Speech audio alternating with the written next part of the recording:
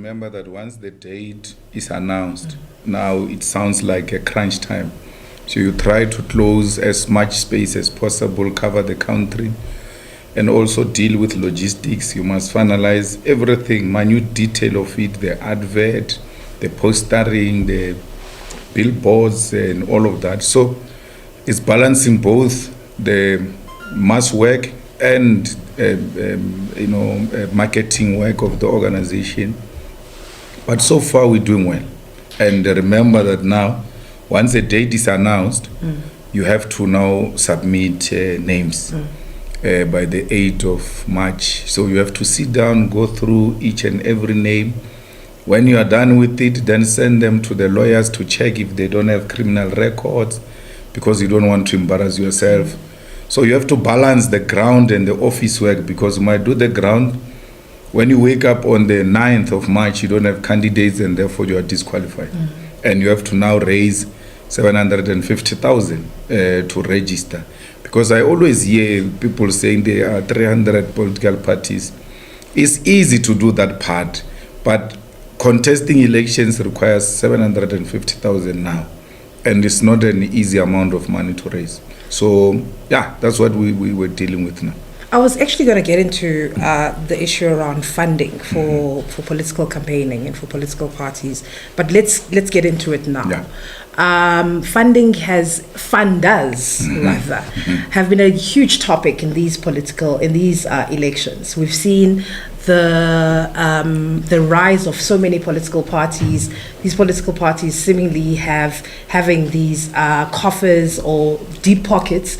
What do you make of the influence of funders in these elections, and are you at all concerned about how deeply they'll enroot themselves in the decision making going forward?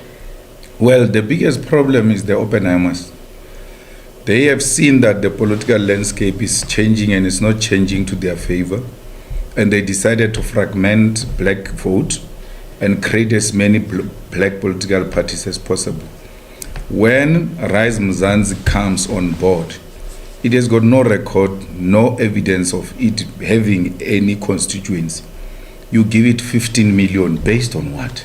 You're giving it because you are forming it. It's not financing, it's forming a political party. You do the same with Shiluba, you do the same Action SA, you do the same with that stock fellow of Musimaimani, what.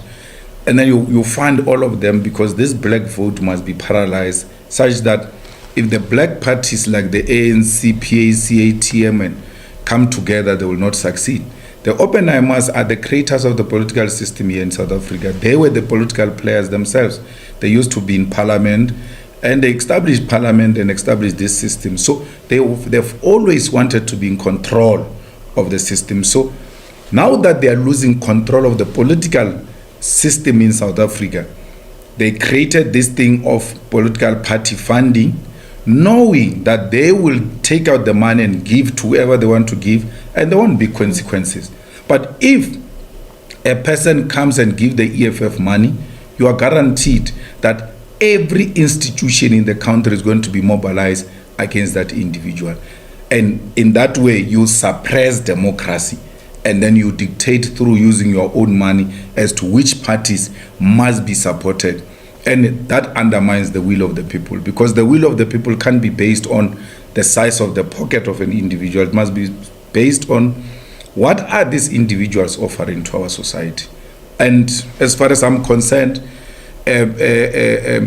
our biggest problem is the Oppenheimers. You have the daughter, the granddaughter, you got the guy himself, individually financing these political parties with huge amounts of money. And they appear like they are individual monies. They're not individual monies. All of them put together are the Oppenheimer family money, because they've created themselves as a holy family in this country, which is untouchable. They can finance whoever they want to finance. They can do whatever they want to do. It's done. There's no political party funding. There's no one. If the Oppenheimers were really supporting multi-party democracy, there is a multi-party fund by the IEC. Why are they not taking this money that they have and put in the IEC account, and the IEC to distribute that money equally to the political parties? They will not do it because it doesn't serve their agenda. And therefore, to say they are funding Rise Mzansi, they are funding Action SA is support of democracy. It's not true. The support of democracy would have meant multi-party democracy fund by the IEC. Now, in the absence of that, there's nothing you can do. Why, if they are funders, why are they not putting money in the multi-party democracy fund? If indeed there is a political party funding by big corporate in South Africa, by individuals, let them not give the EFF, let them not give the ANC. The neutral body is the IEC. Why are they not putting money there so that the IEC can equally distribute to all the role players? They will not do it because it doesn't serve their agenda, which is to capture and continue to capture the political